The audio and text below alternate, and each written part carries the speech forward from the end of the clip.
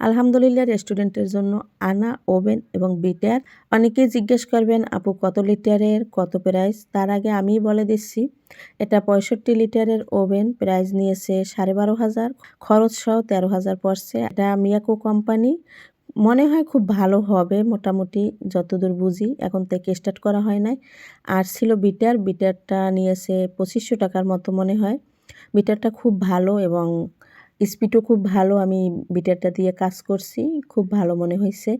আপনারা চাইলে এই বিটার বা ওভেন কিনতে পারেন, দুটোটাই মিয়াকো কোম্পানি থেকে নেওয়া।